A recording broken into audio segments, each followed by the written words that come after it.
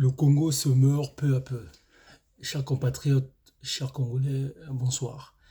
Bienvenue dans ce deuxième numéro qui consiste en analyse du projet de société de M. Denis Sassou Nguesso pour son deuxième mandat 2021-2026. Projet de société euh, dont nous avons commencé l'analyse dans un premier numéro en ce qui concerne l'introduction. L'introduction qui est divisée donc en deux points, regard rétrospectif et ensuite le deuxième, d'abord, ensuite le deuxième point, poursuivant la marche. Alors, nous avons essayé donc dans l'introduction de voir un peu quelle était la vision, la énième vision de monsieur Denis Sassou Nguesso pour, euh, pour le Congo. Et dans notre analyse, si nous pouvons résumer ainsi, tout ce que nous avons pu en tout cas noter, c'est qu'il se dédouane de tout ce qui arrive au pays, c'est-à-dire les problèmes de récession, les problèmes d'insécurité, et j'en passe. Il n'assume aucunement la responsabilité, en tout cas de la politique qu'il a menée depuis qu'il est revenu au pouvoir après le coup d'État de 97 jusqu'à aujourd'hui. Alors, comme je le disais, le Congo sombre de plus en plus dans l'abîme, avec les problèmes d'arriérés, de salaires, des retraités non payés, des impayés qui s'accumulent dans tous les secteurs. Et en tant que digne fils de cette République du Congo que nos aïeux, nos ancêtres nous ont laissé plutôt, nous ne pouvons pas croiser nos bras, assister à ce spectacle et avoir toujours peur, rester dans la frousse en se disant nous n'en parlons pas, taisons-nous, rendons les choses à Dieu, lui-même saura quoi faire, alors qu'il faut agir. Même dans la Bible, pour les croyants en tout cas, il est dit que vous devez agir. Les David, les Josué, les Joseph, tout ce monde se battait pour leur dû. Alors, il faut que les Congolais aujourd'hui puissent se réapproprier leurs propres droits et réclamer ce qui est leur dû, sans problème, sans plutôt tomber dans la violence ou dans autre. Alors, pour ce deuxième numéro, nous allons donc continuer l'analyse du projet de société de M. Denis Sassou Nguesso. Et bien sûr, comme nous l'avions dit dans le premier numéro, à la fin de cette analyse, en tout cas de ce projet de société, nous dirons si à notre humble avis, M. Denis Sassou Nguesso devrait ou doit se représenter, en tout cas pour un troisième mandat qui est possible. Alors, nous avons déjà une réponse, hein, mais vaut mieux que nous puissions partir dans le concret, présenter aux Congolais ce qu'il avait dit, ce qu'il a réalisé, est-ce qu'il a tenu parole, ou en tout cas, ses réalisations ont été faites. Bah, à l'allure où va le pays, en tout cas, euh, les circonstances nous montrent que on est vraiment loin du compte. Alors, donc, dans sa première phase plutôt, M. Denis Sassou Nguesso nous parle de la consolidation des fondements du vivre ensemble. Alors, en tout cas, ce point précis, il est subdivisé en quatre points. Alors, le premier, c'est la préservation de la paix et de l'unité nationale. Le deuxième, le renforcement de l'état de droit, la stabilité et la démocratie. Le troisième point, l'approfondissement de la décentralisation. Et le quatrième point, la rationalisation de l'État et l'amélioration de la gouvernance publique. Alors, donc voilà ce que M. Denis Sassou Nguesso nous a promis en 2021-2026, tout ce qu'il allait accomplir. Pour ce qui est du premier point, puisque nous allons tenter de voir un peu si les choses ont été faites ou pas. Alors, le premier point, pour ce qui concerne la préservation de la paix et de l'unité nationale. Alors, qu'est-ce donc la paix? Ah, nous allons prendre plutôt, on va faire les choses le plus simplement possible. Nous prenons le dictionnaire que tout le monde peut regarder. Alors, certains prendront le Larousse, mais j'ai pris le Robert. Alors, la paix est définie comme étant un ensemble de rapports entre personnes qui ne sont pas en conflit. Voilà, ça c'est la première définition de manière assez lapidaire et très simple. Alors, on peut dans une deuxième phase définir la paix comme étant un ensemble de rapports entre citoyens, bien évidemment, qui entraîne une absence de troubles, de violence, de paix sociale, etc., etc. En gros, la paix, donc, c'est la tranquillité, c'est la terraxie. Alors, euh, est-ce que nous avons la paix en République du Congo? La paix demeure tel encore un bien précieux dans cette république, jeune république d'ailleurs. euh, c'est simple. Euh, Depuis presque, les faits sont là, les faits sont têtus, depuis presque 97, 98, à peu près, si je ne m'abuse, 24 ans, 25 ans, il y a des troubles dans une certaine partie de la République du Congo, qui est la région du Poul, des troubles qui n'ont jamais cessé. Des exactions ont été commises dans cette partie, dans cette contrée de la République, qui ont donné lieu à un procès qu'on appelait le procès du Beach, où on a acquitté les dignitaires de la République, pour la plupart des soldats, qui, pour un bon nombre, sont partis, sont décédés, et pour d'autres, sont encore en responsabilité, voire gravitent toujours au cercle du pouvoir, en tout cas au cercle de M. Sassou, tout autour de son pouvoir. Alors, cette région, nous disions, est empreinte à des conflits qui ne disent pas son nom. Et sous prétexte qu'il y a un certain rebelle, en tout cas, patron de la rébellion qu'on appelle Ninja, qui est M. Ntoumi, qui y réside, à chaque occasion, M. Sassou Nguesso et son pouvoir n'hésitent pas à aller bombarder la région du Poul. Moi, je crois que ce problème devrait concerner tous les Congolais, et non pas une bonne partie du Congo, en disant, alors, bon gré, malgré nous, c'est comme ça que certaines personnes parlent. En tout cas, en Lingala, les Bakongo méritent ce qui leur arrive parce que, entre guillemets, c'est un peuple, hein, entre guillemets, têtu.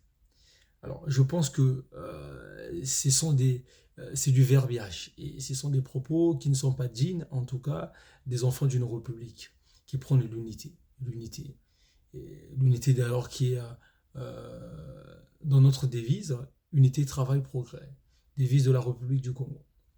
Alors, la région du Poul a été saccagée. Les gens étaient massacrés. Jusqu'aujourd'hui, il y a des élèves, des enfants qui n'ont pas retrouvé le bon de l'école, alors que l'éducation est obligatoire, selon la constitution congolaise et les normes internationales. Il y a des mamans, il y a des parents, il y a des gens, en gros, il y a la population qui a fui ces terres et qui n'a jamais revu ces terres. Ces terres ont été, pour certains, ravies, et aujourd'hui ça pose problème. Pour d'autres, ces terres, d'une part, et d'autre part, pour d'autres, ces terres, en tout cas, sont devenues inexploitables. Tout ce que nous voulons dire par là, c'est que la région du Poul est abandonnée à elle-même. Et nous ne pouvons pas comprendre dans un état digne de ce nom, qu'une bonne partie de sa république, en tout cas de son territoire, puisse être menacée, empreinte à des guerres, et que l'on puisse croiser les doigts, et que l'on puisse trouver des prétextes pour aller bombarder à chaque occasion, en prétextant toujours le slogan ninja. Les ninjas sont sortis ça et là, les ninjas revendiquent ceci ou cela, alors l'armée doit se déployer dans la région, aller bombarder. Nous pensons que tous les Congolais doivent prendre à bras le corps ce problème et en tout cas essayer de ramener la paix dans cette région. Donc lorsque M. Sassou Nguesso nous parle dans ce projet de société de préserver la paix et l'unité nationale, moi j'ai un gros doute. Parce qu'il n'y a pas la paix au Congo. La paix, en tout cas, en ce qui concerne euh, le premier, en tout cas, le premier constat que nous puissions faire, c'est-à-dire l'absence de conflit armé. Alors, c'est d'ailleurs dommage qu'il y ait une rébellion et que l'armée puisse être, en tout cas, à chaque fois euh, motivée à aller bombarder une partie de sa population, alors que c'est cette armée-là qui devrait protéger la population. Donc je crois que M. Sassou Deni utilise l'armée bon, à sa guise plutôt, et il en a fait, ils en fait un usage personnel, ce qui est prohibé, ce qui est interdit dans une république, ce qui est interdit dans un état de droit. Et donc cette guerre, tant qu'elle persistera, nous ne pouvons pas dire qu'il y a l'unité nationale, puisqu'il y a des cœurs qui sont meurtris, il y a des cœurs qui sont blessés, et le fameux procès du Beach n'a jamais rien résolu. Et d'ailleurs, les exactions continuent. Nous ne pouvons pas laisser faire. Il faudrait qu'un homme d'État digne de ce nom puisse arrêter ce conflit. Et le prétexte Ntomi doit doit finir, puisque Ntoumi, d'ailleurs, nous ne savons pas précisément d'où ce qui vient. Est-il vraiment de cette région? Et d'ailleurs, il se déplace quand il veut, comme il veut, dans cette région sans problème.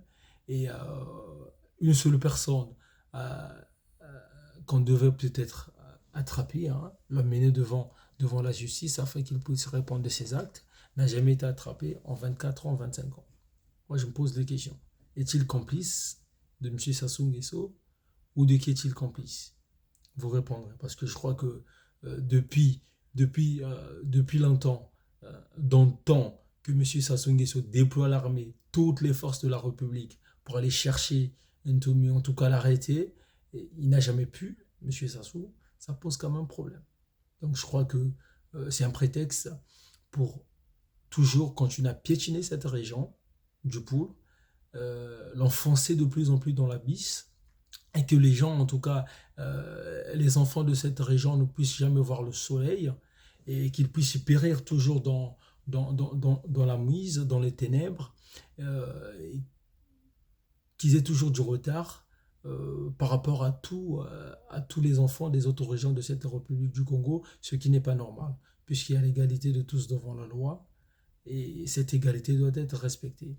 L'égalité suppose qu'il y ait en tout cas le respect de son corollaire, qui est le principe de non-discrimination. Il ne peut pas y avoir de discrimination entre les enfants du pôle et ceux de cette région. Donc cela commence par, en tout cas avec la bonne volonté, mais surtout les actions pour mettre fin à tous agissements qui seraient morbides pour la population du pôle. Ça, c'est le premier point.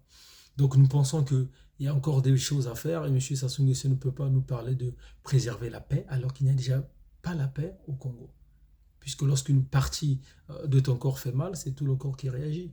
Donc si une partie du Congo va mal, c'est tout le Congo qui va mal. Et on ne peut pas parler en ce sens de développement, parce que y a certaines contrées, en tout cas, qui sont dans la mise, dans la mise plutôt. Et par ce biais, nous dirons qu'il peut pas avoir également l'unité nationale, puisque l'unité nationale, ce n'est pas bien sûr le fait que tout le monde puisse être d'accord, mais que les ethnies aujourd'hui, toutes les ethnies du nord au sud qui forment la République du Congo, puissent vivre en paix, qu'il n'y ait point un sentiment de tribalisme ambiant. Voilà. En soi, le régionalisme n'est pas mal, ou le tribalisme, c'est-à-dire le fait de se sentir proche d'une tribu, de le réclamer, ce n'est pas mauvais. Ce qui est mauvais, c'est lorsque l'aspect ambiant vient s'y mettre, vient en tout cas s'y ajouter. Et cela cause en tout cas des problèmes aujourd'hui, mais plutôt plus tard, parce que M. Denis Sassou Nguesso ne doit pas penser à lui, mais à ce qu'il doit laisser à ses enfants, petits-enfants, mais également à tous les Congolais. Quel héritage laissera-t-il? Si jamais il n'est pas prêt, en tout cas, à s'aimer la paix, nous considérons pour notre part qu'il n'y a pas la paix au Congo. Ça, c'est le premier aspect. Sur le deuxième aspect de la paix, nous parlerons du phénomène des bébés noirs. Aujourd'hui, ça fait en tout cas quelques années que ce phénomène a pris de l'ampleur en République du Congo. Alors, nous attendons le procès qui n'a pas encore eu lieu, si ma mémoire est bonne, d'un certain député, Idover Mongani, désolé si j'ai écorché un peu le nom, je ne l'ai pas bien prononcé, qui au cours d'un appel téléphonique avec un proche, il disait qu'ils ont créé en tout cas le désordre et l'insécurité dans le temps. Et cette insécurité, d'ailleurs c'est celle qui continue après la prise de pouvoir par M. Denis Sassou Nguesso en 1997. C'est eux qui ont sémé la terreur au Congo, et cette insécurité aujourd'hui nous sommes en train de la payer. Nous sommes en train de la payer parce que rien n'apparaît au hasard. Tout commence toujours par en tout cas une pépinière, une graine, quelque chose qu'on sème. Cette chose-là va éclore, ensuite va donner un résultat. C'est ce qui s'est passé. Tellement qu'ils ont joué sur l'insécurité, qu'ils ont armé des bandits au Congo, hein, le pouvoir de M. Denis Sassou Nguesso, pour ne citer que celui-là, M. Ndengue, l'ex-directeur de la police nationale congolaise, de partout, c'est-à-dire du sud comme au nord, pour essayer de faire vivre les Congolais dans la peur, afin qu'ils ne puissent pas, en tout cas, réagir, qu'ils puissent vivre dans cette peur-là, parce qu'on sait qu'avec la peur, rien ne peut être fait, en tout cas de concret. Et cette peur, en tout cas, cette organisation morbide de la terreur et de l'insécurité a conduit aujourd'hui à cette expansion du phénomène bébé noir. Bébé noir des bébés noirs qui tuent, qui tapent, qui pillent, qui ôtent la vie, comme ils le veulent, au su et au vu de tout le monde. Alors, nous avons par instant des déclarations du procureur de la République au nom de Okongakala, et en tout cas récemment, je crois également en mai 2024, il y a eu un discours du Premier ministre Kouini Makosso, Premier ministre de fait, et pas d'action en tout cas, comme quoi le phénomène de bébé noir, c'est un phénomène qui était pris en tout cas par le corps, par le gouvernement, qui faisait tout et qui mettait tout en œuvre pour l'éradiquer. Nous pensons que ce ne sont que des slogans, ce ne sont que des choses qui sont en tout cas agitées, des mots qui sont lancés ça et là pour essayer de rassurer la population congolaise, puisque dans les faits, pas plus tard qu'au mois de juin et de juillet, il y a eu un étudiant de la fac de droit, ce qui a ému en tout cas euh, non pas seulement la population congolaise au niveau du Congo, mais également de la diaspora, puisqu'il y a eu un étudiant qui a été tué, si ma mémoire est bonne, qui était en master de droit à Mariangouapi, l'université Mariangouapi. Il y a eu un autre jeune, je pense, alors je peux me tromper peut-être sur la description des faits, mais en tout cas qui était à scooter, qui a été saccagé, qui a été assassiné sans foi, sans scrupule par ces bébés noirs. Et je crois que ces deux personnes, en tout cas ces deux jeunes, ont laissé de la famille, des enfants et des femmes. Comment donc pouvons-nous parler de la paix, de l'unité nationale, de la stabilité, dans un pays où on n'arrive pas à éradiquer ce type de phénomène qui cause du tort au quotidien et à foison à la population, qui vit dans l'insécurité, à notre... en tout cas, en ce qui nous concerne, nous pensons que M. Sassou Nguesso, vous avez échoué. Vous avez échoué. L'on a mené à se demander si, alors, comme je le disais tantôt, si ce n'est pas vous, en tout cas quand je dis vous, personnellement, mais vous en êtes, pas personnellement, vous en êtes responsable, vos ministres, vos généraux, vos militaires, vos policiers, puisque vous êtes le commandant-chef de cette république, ce n'est pas vous qui entretenez ce phénomène. On se demande. Parce qu'une d'ailleurs qui touche toute la République, en tout cas toute la partie, toutes les zones de Brazzaville, de la capitale. Que ce soit les quartiers nord comme les quartiers sud. Les gens ne peuvent plus rentrer à 20h, 21h. Et tout le monde aujourd'hui n'est pas à l'abri. Donc ce sont des gens, ce sont des criminels, ces jeunes-là, qui peuvent à tout moment surgir, la journée comme la nuit, tuer, s'enfuir. Pour certains, alors ils sont appréhendés. On ne sait pas en tout cas si il y a des sanctions qui suivent, puisque rarement nous voyons leur procès. Normalement, des procès qui doivent avoir lieu, non pas huis clos, hein, mais en séance ouverte, puisque la justice est rendue au nom du peuple congolais, d'autant plus que ces gens-là causent du tort à la population congolaise, devaient répondre de leurs actes.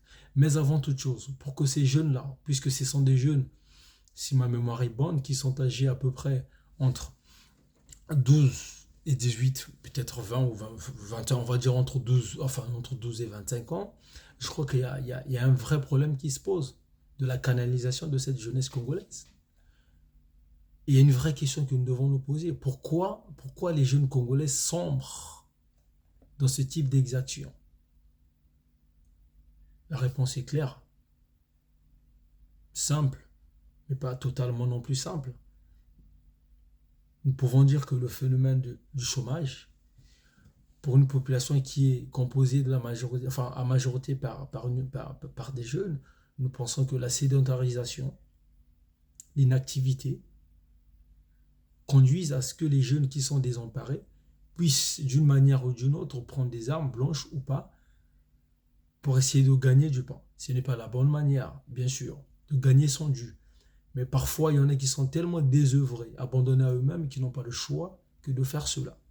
Donc je pense au niveau du gouvernement, du ministère de la Jeunesse, ce problème doit être pris à bras le corps.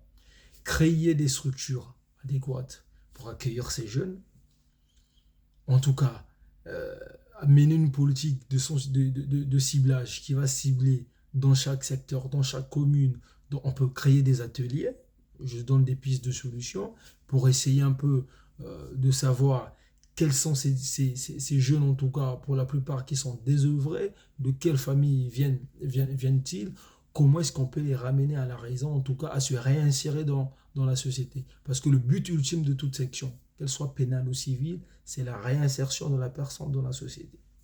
D'autant plus qu'ils sont jeunes, donc ils ont un avenir.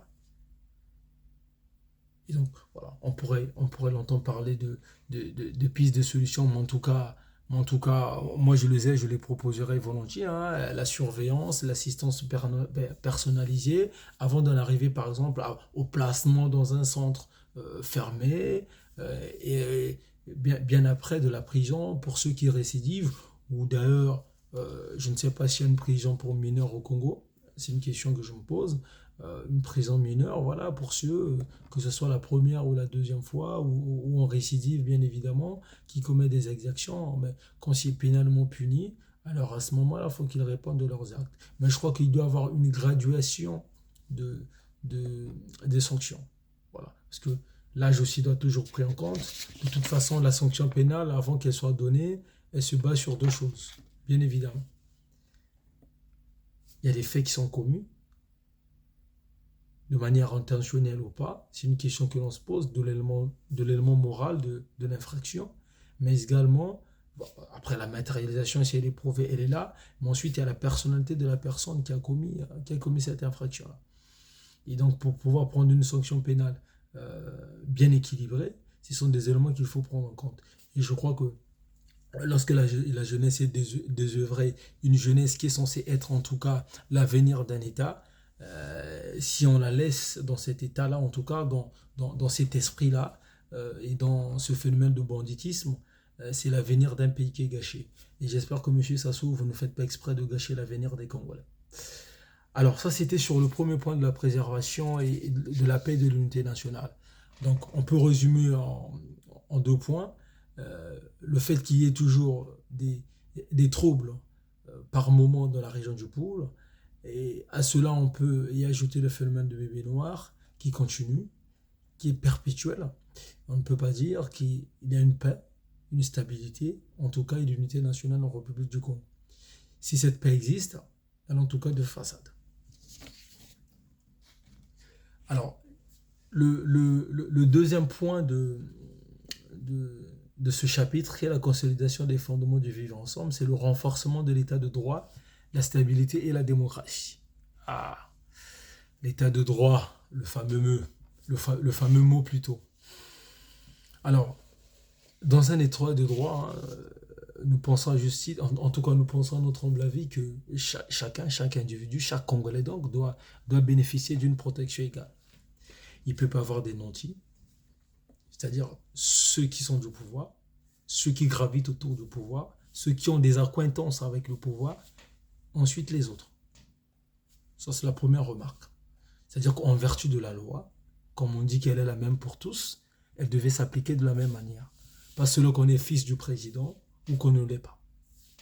Et puis, il ne peut plus y avoir dans un état de droit un usage arbitraire de pouvoir par les autorités.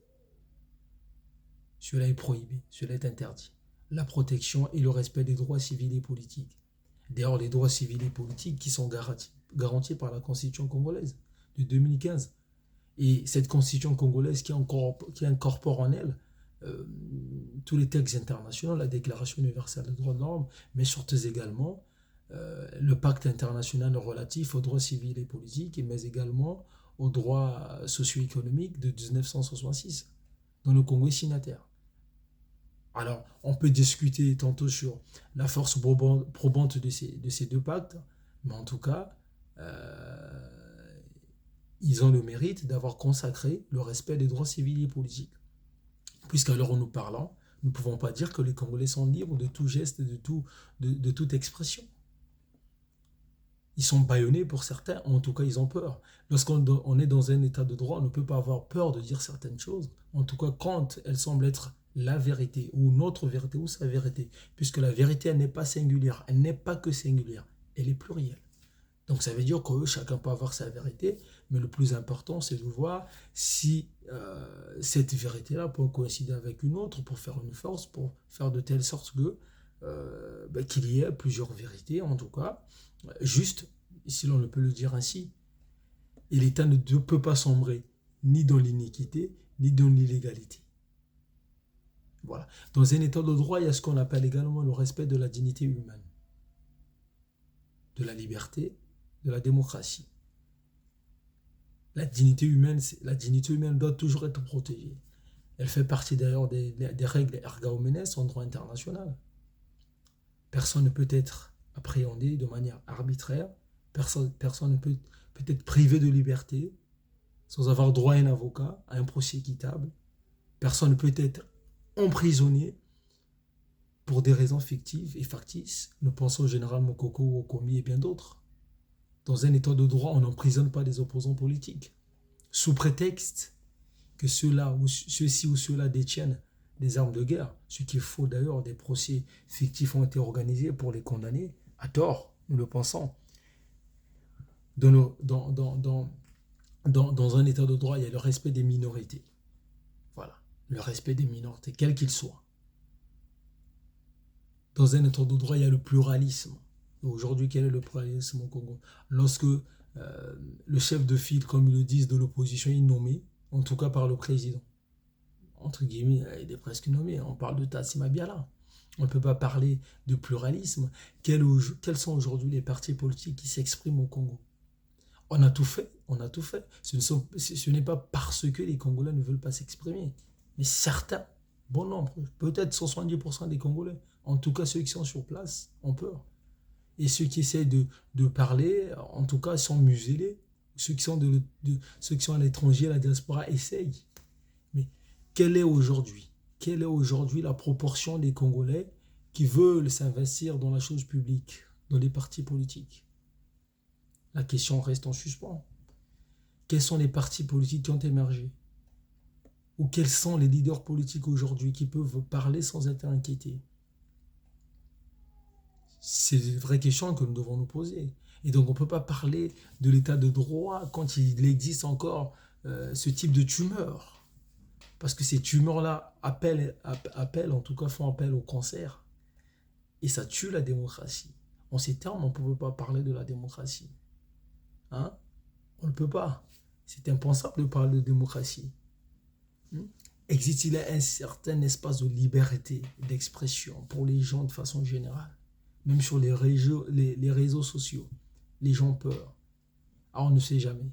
Ah, si on me retrouve. Ah, si je parle. Dans un état de droit, les gens s'expriment. Est-ce qu'au Congo, je ne suis pas pour la violence, quelqu'un peut gifler M. Sassou Nguesso comme le président Emmanuel Macron a été giflé par un de ses concitoyens?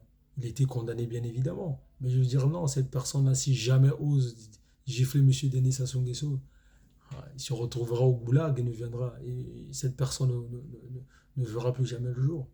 Donc c'est pour dire que la personne humaine n'est pas si respectée au Congo et on ne peut pas parler en ces termes de l'état de droit, du respect de l'état de droit. Il y a une existence d'un espace de liberté, de sécurité, de justice. Et la justice est à deux vitesses, pour les riches, pour les pauvres, selon qu'on ait du pouvoir ou pas. Donc voilà, la question, moi je crois que elle est déjà morte avant qu'elle ne soit posée si il y a l'état de droit et la démocratie au Congo. Quand les libertés, les droits des uns et des autres ne sont pas respectés, voilà, cela ne peut pas passer. Le système judiciaire à deux vitesses, et ensuite le problème de la corruption qui gangrène la société congolaise, nous y reviendrons, avec au cœur tous les enfants et tous les neveux de M. Denis Sassou Nguesso. La pluralité des médias. Y a-t-il des médias qui se disent d'opposition plutôt? Il faudrait qu'il y en ait. des questions liées à l'équilibre du pouvoir. Tous les pouvoirs sont mélangés. L'exécutif, le judiciaire, le législatif, tout le monde parle au nom du président, comme a dit le président de la République, comme a dit le président de la République, comme a dit son Excellence le roi, l'apôtre, le sublime, le suprême, Denis Sassou Nguesso. Dans un état de droit, on ne fait pas le culte de la personnalité du président. Si tant est qu'il est vrai, ce président travaille bien, non. On peut parler en son nom, sans plutôt dire qu'il faut que je fasse des éloges pour conserver ma place de député. J'allais dire députant, mais bon, je m'en excuse, de ministre. Non. Dans un état de droit, cela n'existe pas. Dans un état de droit, il n'y a pas une personnification du pouvoir, où le président de la République prend toute sa famille, femmes, enfants, neveux et nièces, et petits enfants, pour aller en Chine lors d'un sommet, prendre une photo, et voilà, que cela puisse faire office d'une délégation congolaise. Non. Dans un état de droit, ces choses-là ne se passent pas. Il y a tellement à dire sur ce sujet-là, mais nous y reviendrons de toute façon dans l'analyse de ce projet au fur et à mesure. Stabilité et démocratie, non, pas de démocratie. Pas de démocratie, le pouvoir n'est pas tenu par le peuple congolais, le pouvoir est tenu par l'armée. Voilà, c'est tout. Disons les choses. Le pouvoir est tenu par un clan. Le pouvoir est tenu par un chef de village, un chef de quartier, par quelqu'un qui tient un petit gabelot, M. Denis Sassou Nguesso. Le Congo est devenu comme une épicerie familiale. Si ce n'est pas le cercle familial qu'on trouve autour, c'est le cercle amical, ainsi de suite. Ils sont dans une certaine logique de la perpétuation en tout cas de mauvaises habitudes, essayer de léguer le pouvoir, en tout cas le pouvoir qui devait être celui de tous, à leurs enfants. On prépare le fils, on prépare le neveu, on prépare l'enfant de l'ami. Ben non, ça c'est la République bananière, on n'est pas dans un état de droit. Et la démocratie, ce n'est pas ça. La démocratie, c'est quand le peuple, si vous dit non, vous respectez le non. Le peuple congolais a dit non, en sa majorité, puisque les résultats qui sont sortis du référendum, en tout cas, c'est du pipi de chat, permettez l'expression, non au changement de la constitution de 2015. Monsieur Denis Sassou Nguesso, vous n'avez pas respecté la voix des Congolais et cela ne peut pas être audible. C'est ça la démocratie. Voilà, qui s'exprime de manière au suffrage, en tout cas, directement ou indirectement, on respecte la voix du peuple. Voilà ce que c'est que la démocratie. Voilà. Quelle est la place de l'opposition aujourd'hui? Que fait l'opposition? La liberté d'association, la liberté de parole, la liberté des médias, de venir à Télé Congo dire que je ne suis pas d'accord avec la politique de M. Denis Sassou Nguesso sans attendre aux représailles, sans être inquiété, ni soi-même ni sa famille. C'est ça la liberté d'expression. Brailler, parler, vociférer, non pas dans le seul but de vociférer, mais de dire des choses, en tout cas, qui semblent être justes, sur lesquelles on peut débattre. Il n'est pas dit que lorsqu'on dénonce, on a toujours raison. Mais on dénonce, après on débat. Et les gens après regardent, apprécient et disent si l'on l'a bien fait, s'ils sont d'accord ou pas, si on peut continuer à dénoncer, en tout cas, de la bonne manière ou pas. Ça, c'est le peuple qui apprécie après. Voilà, donc M. Denis Sassou Nguesso ne pense que pour toutes ces choses, en tout cas, qui viennent d'être énumérées, c'est-à-dire le non-respect de la liberté d'expression, qu'elle soit individuelle ou collective, la liberté, en tout cas de presse et des médias, nous pensons qu'il n'en a pas, la liberté individuelle, des gens qui sont emprisonnés, des opposants politiques, des gens à qui on muselle la parole, qui n'osent pas parler parce qu'ils ont peur. Voilà, on ne peut pas parler pour toutes ces choses de l'état de droit ni de la démocratie. Le Congo est à refaire. Alors, par ailleurs, M. Denis Sassou Nguesso nous a parlé de l'approfondissement plutôt de la décentralisation. Nous avons vu que voilà, il y a eu une nouvelle, en tout cas, alors il y a plusieurs textes d'ailleurs qui consacrent la décentralisation au Congo. Nous avons la loi numéro 2003 du 17 janvier 2003 fixant l'organisation administrative territoriale. Il y a la loi numéro, pour ne citer que ces textes, il y en a plusieurs, numéro 3 2003 du 6 février 2003 fixant les mesures fondamentales de la décentralisation, la loi numéro 11 2003 du 6 février 2003 portant statut particulier de la ville de Brazzaville, Pointe-Noire, voilà, etc. Et nous avons vu récemment que Voilà, il y a eu une ultime étape de la décentralisation qui a consisté à disséquer certaines régions, notamment des plateaux, et le pool, qui a des régions qui ont été disséquées en tout cas, hachées de manière que ça puisse ressembler à une portion de terre. Et on ne sait pas si tout cela n'a pas été fait sciemment pour éviter toute révolution ou toute émeute, parce qu'on sait que voilà, dans ces contrées qui ont été réduites, que ce soit dans les plateaux de pool, il y a souvent des voix dissidentes. Et nous croyons que nous pensons vraiment, à juste titre, que dans ce qui se fait aujourd'hui au Congo, c'est... Comment nous allons appeler ça? C'est... Alors, l'expression fouille, mais en tout cas, c'est du n'importe quoi. Voilà. C'est-à-dire que on ne peut pas, à l'heure actuelle, en République du Congo, alors que le pays est en banqueroute, en cessation de paiement, prendre des décisions comme celle qui consiste à pouvoir créer d'autres régions et d'autres départements.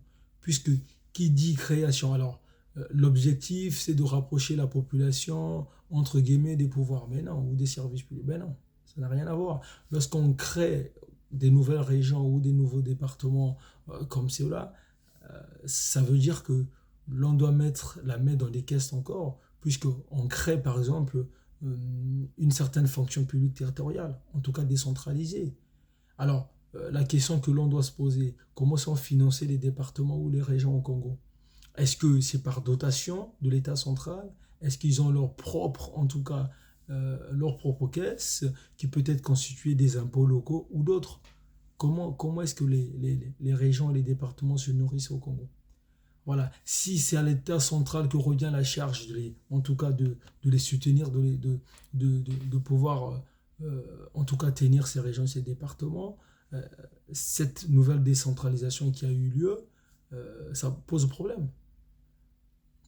Je me rappelle en France, lorsque la dernière décentralisation a été faite par François Hollande, ben, toute la région, parce que par exemple la région Aquitaine a été mélangée avec le Limousin, et aujourd'hui, par exemple, tout cet ensemble-là forme la région Nouvelle-Aquitaine. Je veux dire que en, la décentralisation ne peut pas seulement consister dans le fait de rapprocher la population des pouvoirs publics, mais il faut voir également, est-ce que lorsqu'on crée cette possibilité-là de pouvoir décentraliser davantage, on ne crée pas en même temps, par exemple, des injustices, on ne crée pas en même temps, par exemple, euh, de, de, de trop en tout cas, de trop financier, puisque il y aura des fonctionnaires dans ces nouveaux départements, dans ces nouvelles régions, territoriaux, des fonctionnaires territoriaux.